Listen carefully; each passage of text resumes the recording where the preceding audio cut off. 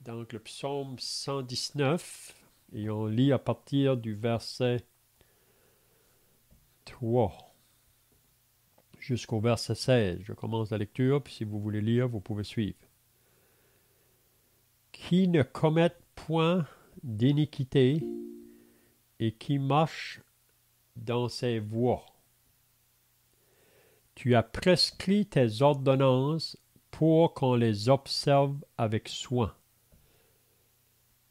Pour ceux qui viennent de connecter, là, on est dans le psaume 119 et le verset 5.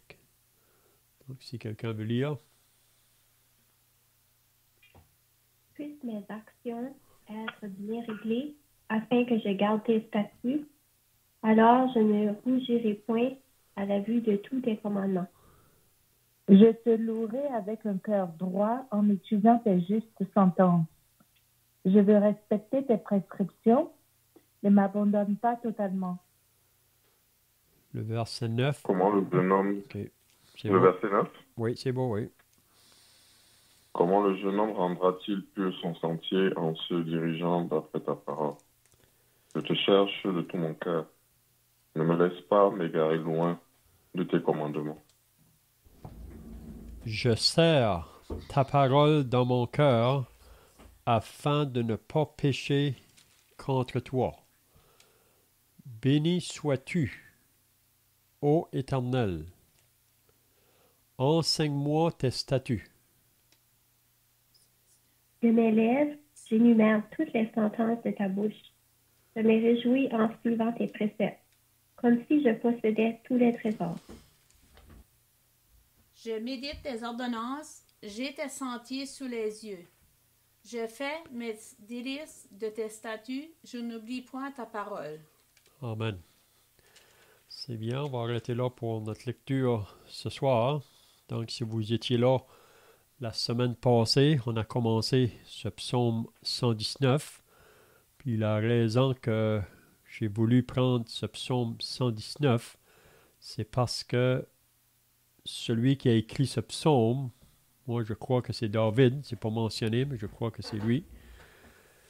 Vraiment, il met beaucoup d'importance à la lecture de la parole de Dieu, l'importance de la parole de Dieu. Puis on dit que dans le psaume 119, il y a 176 versets, puis il y a peut-être juste dans 2 versets où que c'est pas mentionné là, ta parole ou tes préceptes ou tes commandements ou tes ordonnances ou tes statuts. Donc c'est tout en rapport avec la parole de Dieu vraiment. Donc vous savez que on avait dit la semaine passée que le psaume premier nous dit l'homme qui est heureux, c'est l'homme qui met son plaisir dans la loi de l'Éternel ou dans la parole de Dieu et qui la médite jour et nuit. Ça dit qu'il est semblable à un arbre planté près d'un courant d'eau et dont le feuillage ne se flétrit point. Tout ce qu'il fait lui réussit. Donc, on avait dit aussi que le psaume 119 se divise en 22 parties de 8 versets. Puis on dit que le psaume 119, chaque bloc de 8 versets là, commence par une des lettres de l'alphabet hébreu. Il y a 22 lettres dans l'alphabet hébreu. Donc chacune de ces parties-là là, commence avec une de ces lettres-là. Donc qu'est-ce qu'on remarque? Si on va vouloir lire la parole, vouloir l'obéir, on va rencontrer de l'opposition. On voit ça presque tout le long du psaume. Puis la raison qu'on rencontre de l'opposition, c'est parce que nous vivons dans un monde qui est contraire, puis surtout un monde qui est sous la puissance du mal. Donc, vouloir lire la parole, aussi la comprendre, puis ensuite de l'obéir. Faire de cette parole-là notre délice. Comme Jérémie peut dire dans son livre, au chapitre 15, il pouvait dire je dévore ta parole. Ça fait mes délices. Donc, à mesure qu'on va descendre dans le psaume 119, vous allez remarquer ça. Donc, quand il parle à propos de la parole, ça peut être comparé à différents aspects peut-être de qu'est-ce que la parole de Dieu peut faire, mais ça veut tout nous dire un peu la même chose, là, l'importance de s'attacher à la parole de Dieu. Peut-être qu'on peut lire un verset dans Josué, si vous voulez. Josué, juste pour appuyer encore qu'est-ce que je dis là. Josué, au chapitre 1. Si quelqu'un veut lire là, le verset 8 et 9. Josué 1, versets 8 et 9. Que ce livre de la loi ne s'éloigne point de ta bouche, mais dites-le le jour et nuit pour agir fidèlement selon tout ce qui est écrit, car c'est alors que tu auras du succès dans tes entreprises. C'est alors que tu réussiras. Ne t'ai-je pas donné cet ordre? Fortifie-toi et prends courage. Ne t'effraie point et ne t'épouvante point, car l'Éternel ton Dieu est avec toi dans tout ce que tu entreprendras. Amen. Donc ici, vous savez que Josué, c'est lui qui va remplacer Moïse. Après que Moïse meurt, Dieu va utiliser Josué pour faire entrer le peuple dans le pays promis. Donc, ce sont les paroles que l'Éternel lui dit. S'il va avoir de la réussite, s'il va avoir du succès face à ses ennemis, parce que quand il va entrer dans le pays avec le peuple, il va rencontrer beaucoup d'opposition. Il aura à combattre tous les rois de ce pays-là pour pouvoir conquérir le pays. Donc, on voit que Josué, ça va être très important qu'il s'attache à la parole de Dieu. Il ne faut pas qu'il s'en détourne ni à droite ni à gauche. Puis s'il va l'obéir comme le Seigneur lui demande, il va gagner les victoires. Partout où il va aller dans le pays, Dieu lui promet de lui donner la victoire là, sur ses ennemis. Vous savez, encore aujourd'hui, on a des ennemis. Quels sont l'ennemi ou les ennemis du chrétien aujourd'hui? Est-ce que quelqu'un peut dire quels sont les ennemis du chrétien? La chair du chrétien, le monde, et Satan, effectivement. C'est ça. C'est ça. Donc, c'est ces trois ennemis-là qu'on a à faire face à chaque jour. Le diable, le monde, la chair. Donc, le diable, le monde ou la chair vont s'opposer aux croyants. Puis surtout, s'il y a une chose que le diable n'aime pas, c'est que le croyant s'attache à la parole de Dieu, ou qui médite la parole de Dieu, ou qui prend son plaisir dans la parole de Dieu. Donc, Satan va vouloir mettre toutes sortes d'embûches ou d'obstacles pour nous arrêter. Puis même le monde autour de nous. Hein? Puis la chair en nous. Je crois que la chair est l'ennemi le plus près de nous. Vous savez que si vous êtes déterminé de vouloir lire la parole, la chair va vouloir s'opposer à ça. Donc, ça prend vraiment une discipline, une détermination pour le faire. Puis, c'est en le faisant que c'est là qu'on va avoir des victoires sur ces ennemis-là qui veulent nous empêcher, là. OK? Donc, si on vient au verset 3, donc le verset 1 et 2, là, si vous remarquez, il dit « heureux ». Et le premier verset, « Heureux ceux qui sont intègres dans leur voie, qui marchent selon la loi de l'Éternel. » Donc, ceux qui marchent selon la loi de l'Éternel, il dit, ce sont ceux qui sont heureux. Ensuite, il va dire, « Heureux ceux qui gardent ses préceptes, qui le cherchent de tout leur cœur. » Donc, encore là, celui qui va être heureux, c'est celui qui cherche les enseignements du Seigneur. Il veut connaître ce qu'est la volonté du Seigneur pour sa vie. Puis ils le cherchent de tout leur cœur. Donc ça veut dire que c'est quelque chose qui est priorité dans leur vie de chaque jour. Hein? Donc c'est là l'homme heureux. Puis vous savez que naturellement, l'homme n'a pas ça.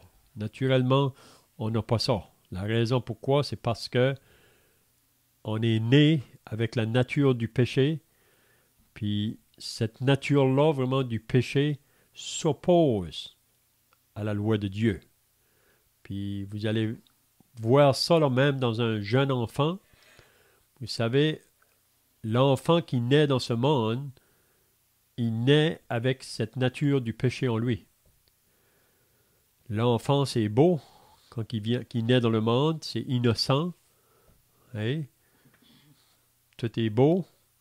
Mais dans cet enfant, la nature du péché est là.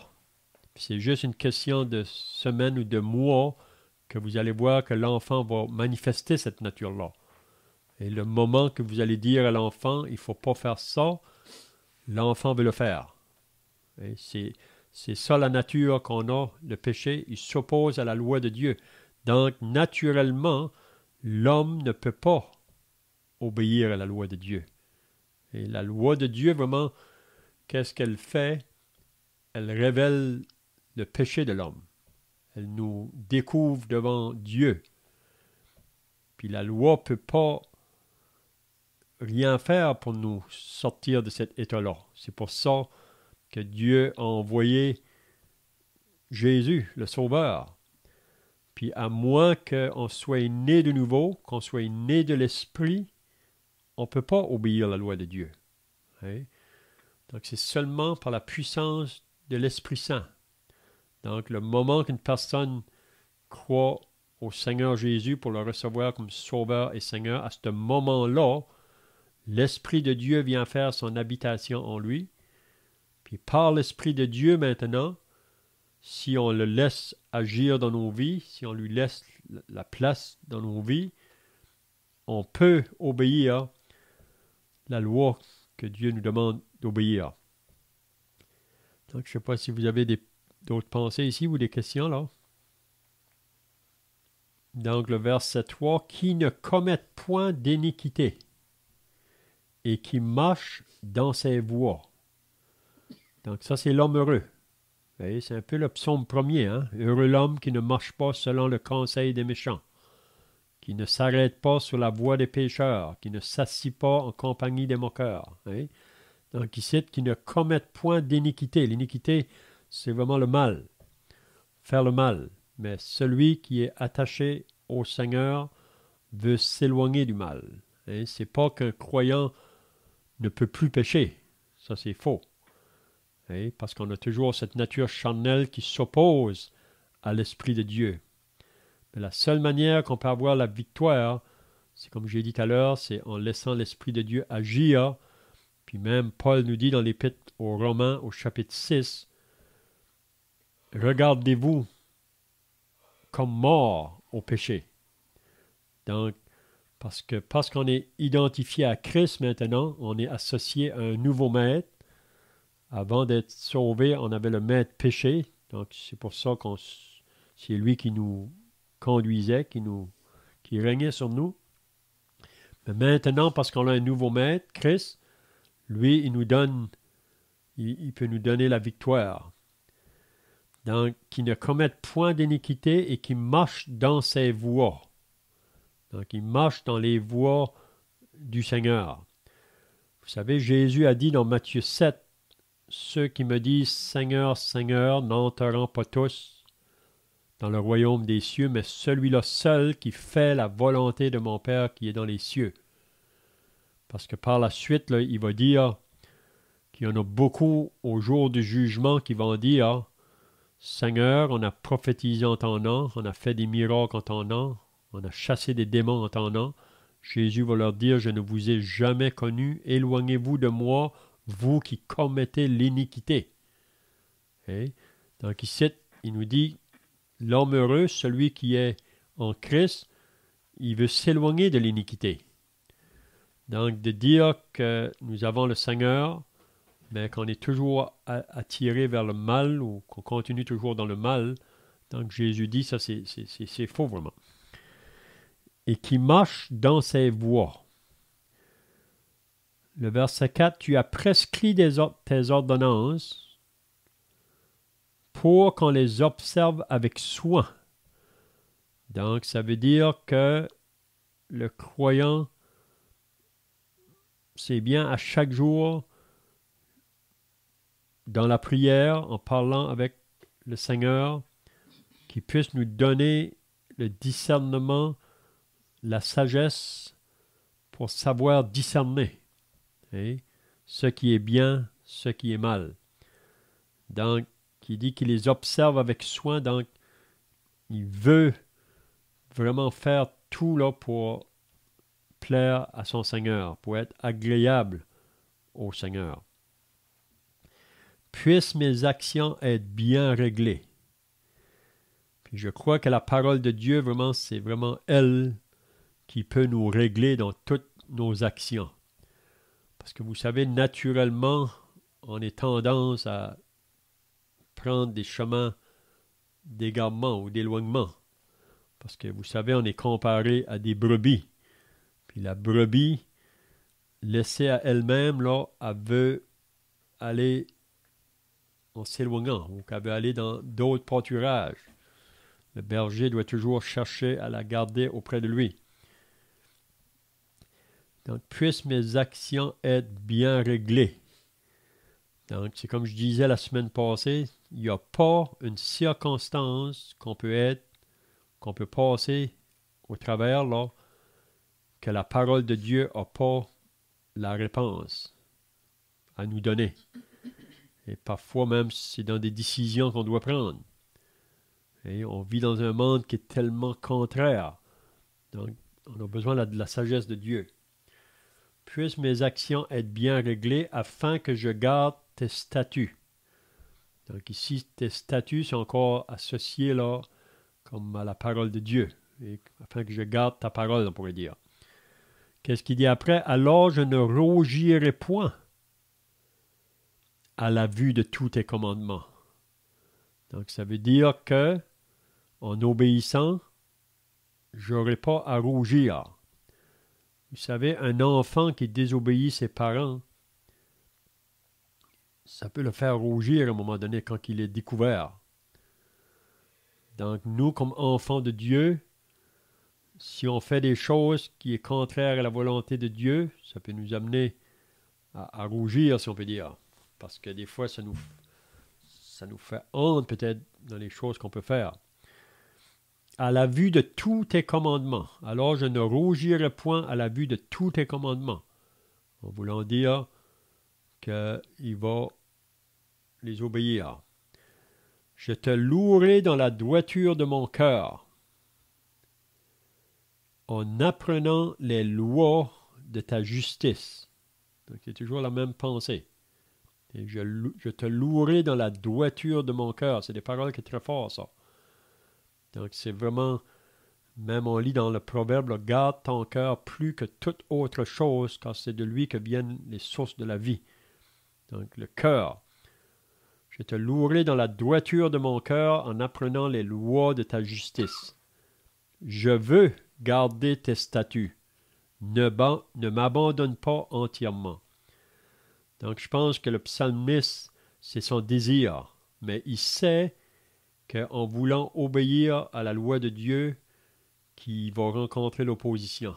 Donc il va avoir besoin de l'aide du Seigneur face à des moqueries peut-être de la part du monde autour, de la persécution ou de l'opposition.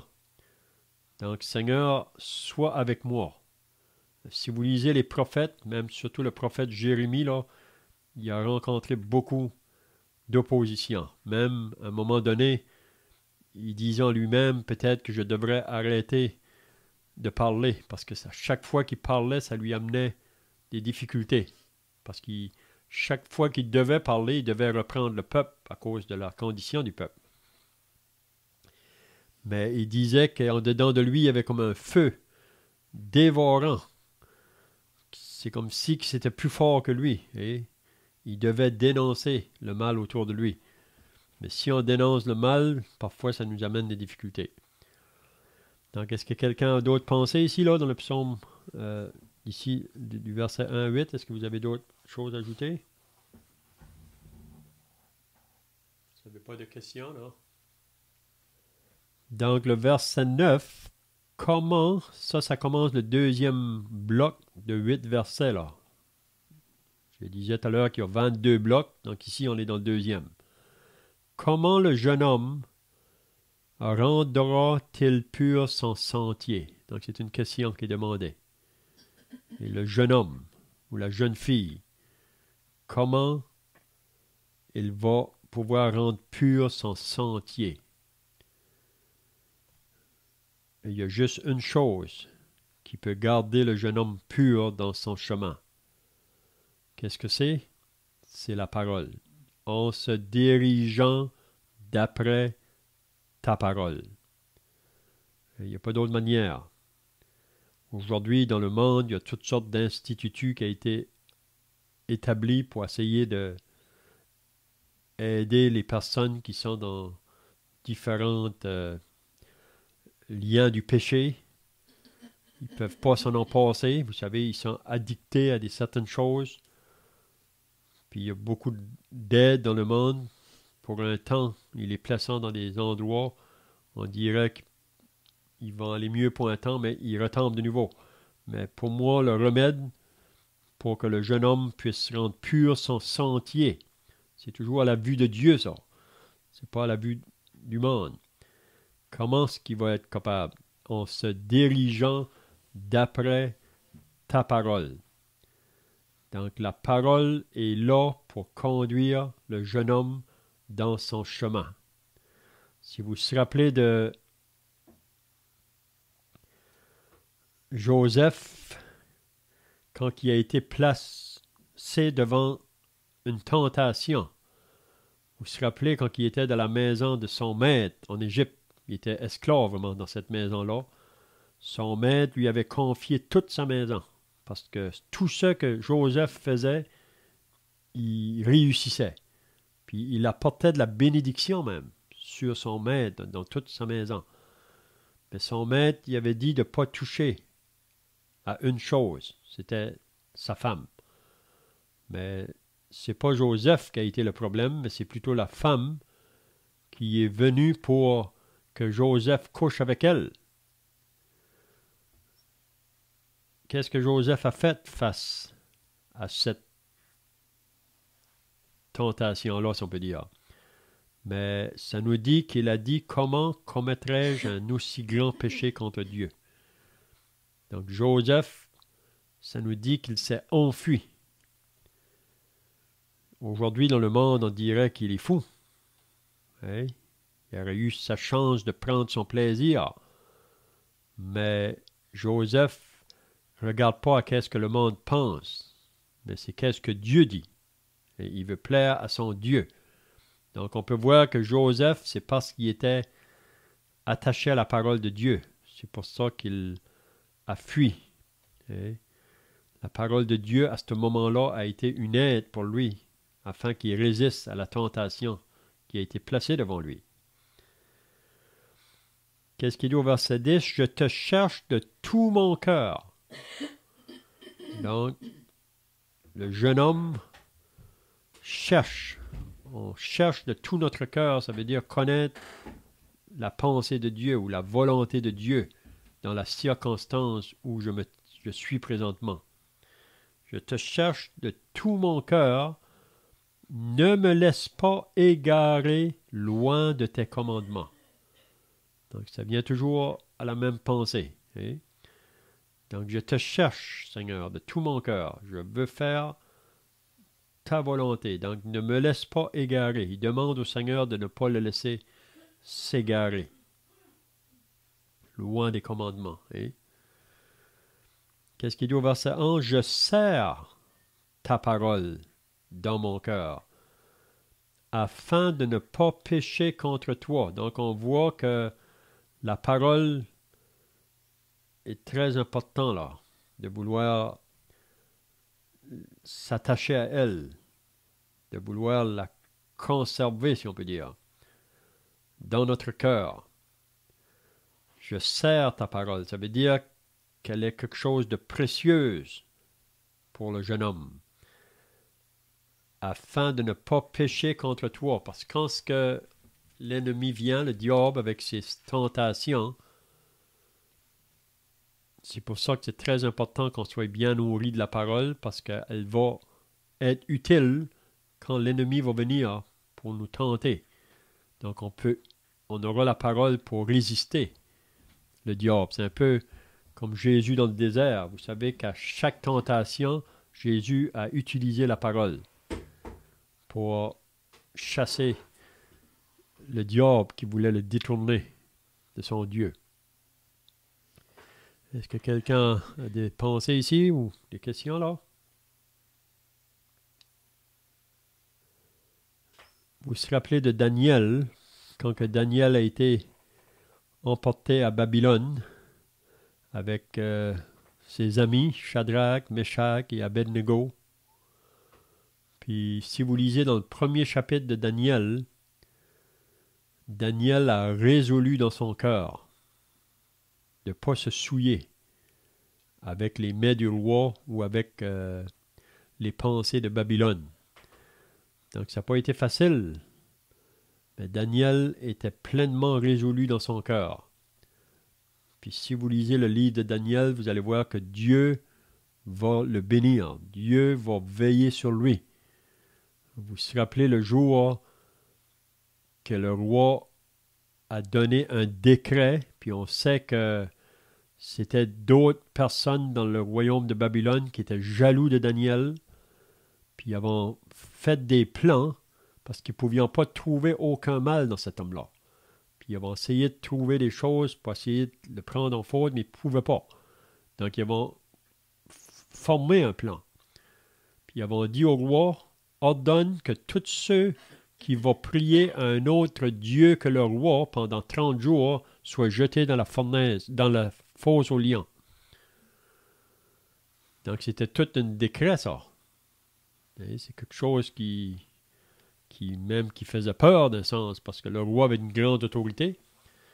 Mais est-ce que Daniel a obéi à ce que le roi lui a dit? Est-ce que vous vous rappelez? Il n'a pas obéi. C'est ça, il n'a pas obéi. Ça dit qu'il sortait chaque jour, 3 fois par jour. Il ne se cachait pas vraiment. Il sortait comme d'habitude faire sa prière 3 fois par jour. Puis là, on l'a rapporté. Puis vous vous rappelez l'histoire. Quand que le roi l'a amené vers la fosse, le roi était attristé parce qu'il aimait Daniel. Mais parce qu'il avait fait un décret, un vœu, il doit l'accomplir.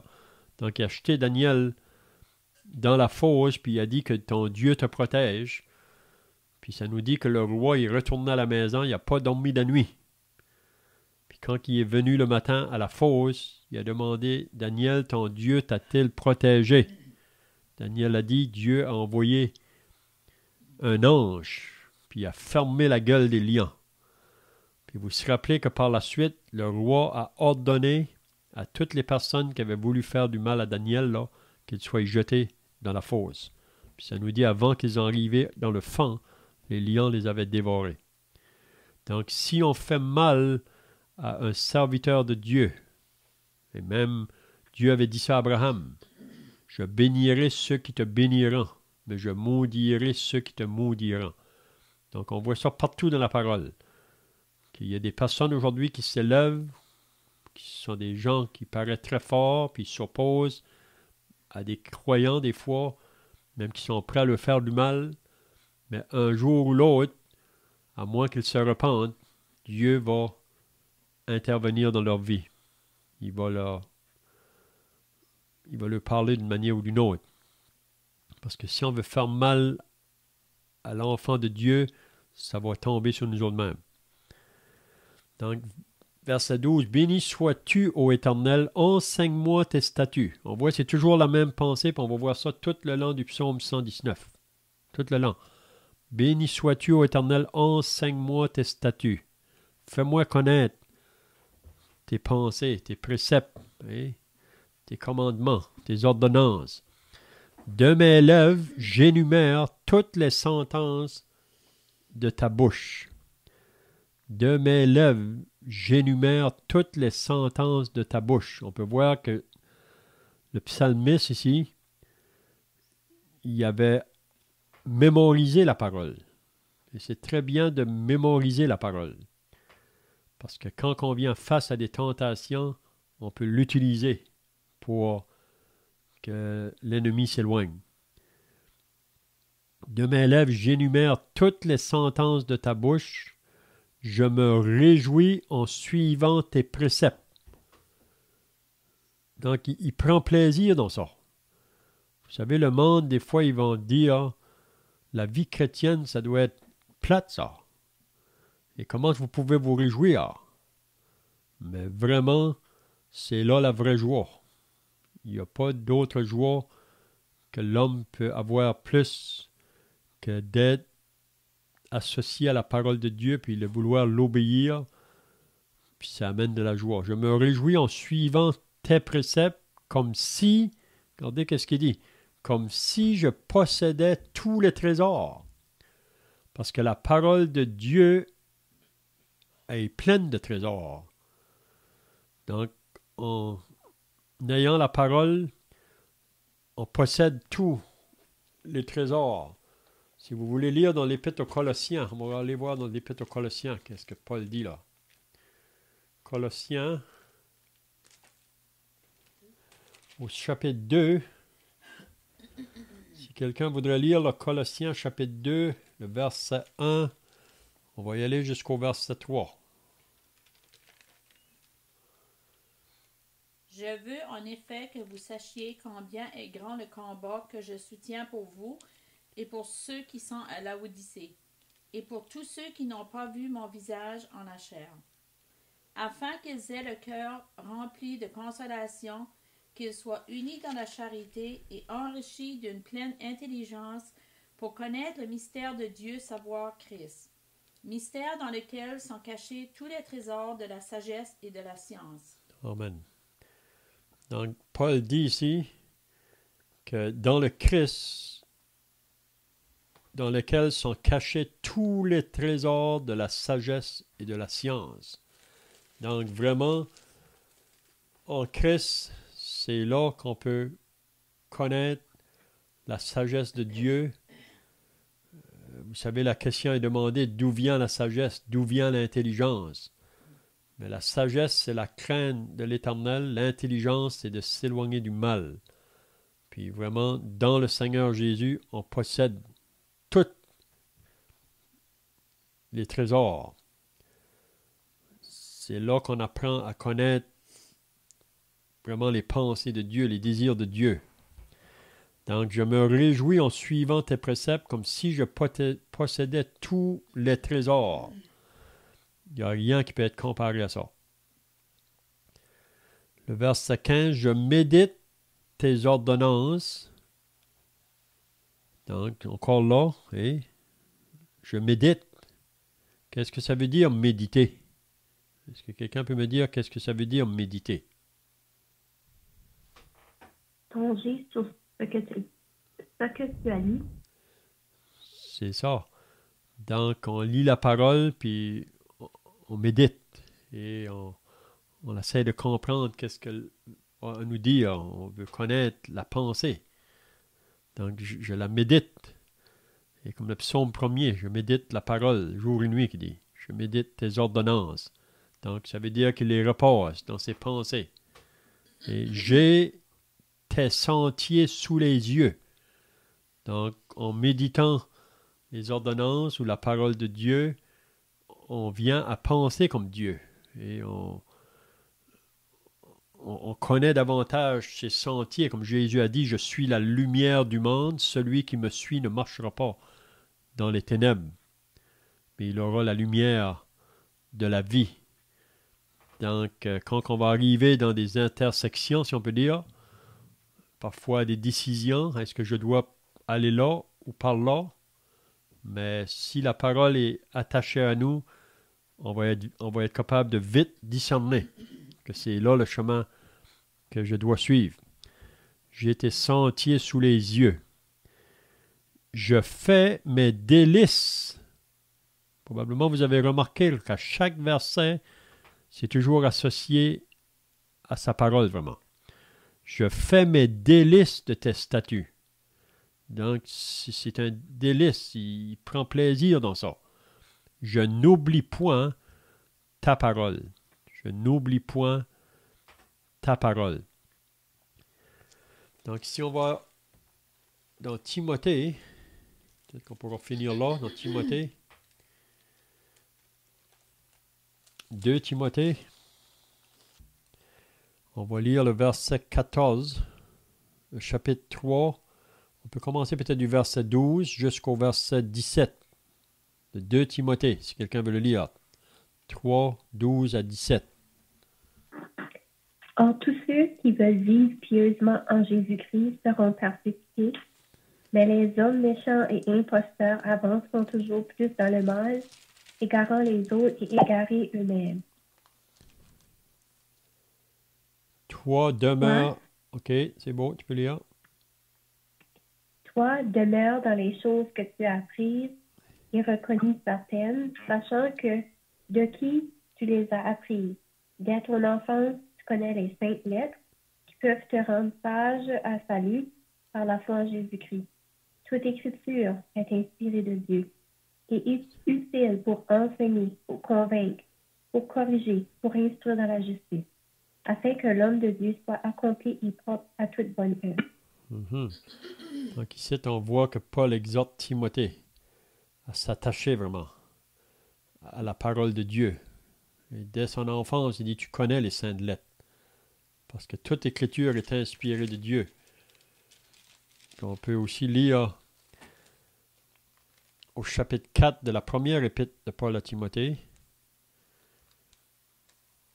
Si on lit à partir du verset 12, 1 Timothée 4, à partir du verset 12, que personne ne méprise ta jeunesse, mais sois un modèle pour les fidèles, en parole, en conduite, en charité, en foi, en pureté. Jusqu'à ce que je vienne, applique-toi à la lecture, à l'exhortation, à l'enseignement. Ne néglige pas le don qui est en toi et qui t'a été donné par la prophétie avec l'imposition des mains de l'assemblée des anciens. Occupe-toi de ces choses. Donne-toi tout entier à elles afin que tes progrès soient évidents pour tous. Veille sur toi-même et sur ton enseignement. Persévère dans ces choses, car en agissant ainsi, tu te sauveras toi-même et tu sauveras ceux qui t'écoutent. Donc on voit encore là, applique-toi à la lecture, à l'exhortation, à l'enseignement. Hein? Donc c'est vraiment des paroles qui nous exhortent aussi chacun de nous aujourd'hui. Donc je vois que le temps est passé. Si vous n'avez pas de questions ou d'autres pensées, on va terminer par la prière. Donc on va prier. Notre Dieu et notre Père, nous voulons encore te rendre grâce et te remercier pour ta parole que nous avons lue ce soir. Et nous réalisons que ta parole est vraiment une lampe à nos pieds, une lumière sur notre sentier. Nous voulons te remercier, notre Dieu, que tu nous as arrêtés dans notre chemin. Parce que tu sais que nous étions aussi autrefois dans ce monde en voulant accomplir les désirs de la chair et de nos pensées. Et on était par nature des enfants de colère, des fils de la rébellion. Et nous réalisons que bientôt, le Seigneur viendra pour enlever son Église et que ce monde qui refuse de croire en Dieu pour venir à lui dans la repentance et à la foi en Jésus aura à rencontrer des jugements qui vont venir sur cette terre. Donc on prie ta bénédiction sur chacun de ceux qui étaient présents ce soir pour être là pour entendre ta parole. Aide-nous comme celui qui a écrit ce psaume à vouloir la méditer, à vouloir l'obéir en sachant que c'est elle qui peut nous conduire dans tout notre chemin. Nous remettons chacun entre tes mains au nom du Seigneur Jésus. Amen.